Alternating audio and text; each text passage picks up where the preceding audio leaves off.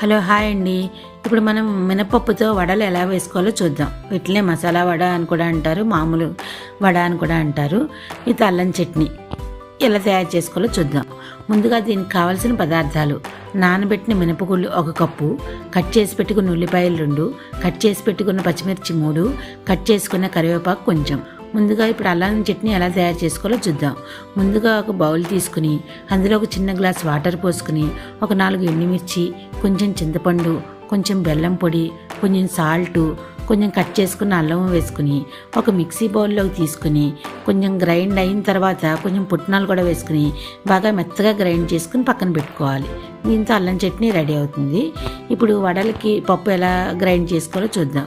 ముందుగా ఒక mixie bowl తీసుకుని మనం నానబెట్టిన మినపగుళ్ళని అందులో వేసుకుని కొంచెం గ్రైండ్ అయిన తర్వాత కొంచెం వాటర్ పోసుకుని బాగా మెత్తగా గ్రైండ్ చేసుకోవాలి. ఇప్పుడు నేను చూపించినట్టుగా మధ్యలో హోల్ వచ్చినట్టుగా గ్రైండ్ అయితే కనుక మనకి కన్సిస్టెన్సీ కరెక్ట్గా ఉన్నట్లు లెక్క. ఇలా ఉంటే కనుక మనకి గారెలు ఎక్కువ ఆయిల్ పీల్చకుండా పైన క్రిస్పీగా ఉంటుంది, లోపల మెత్తగా ఉంటుంది, టేస్ట్ కూడా బాగుంటుంది. అలా పూర్తిగా మెత్తగా గ్రైండ్ అయిన తర్వాత మనం సాల్ట్ వేసుకుని ఒకసారి గ్రైండ్ చేసుకోవాలి.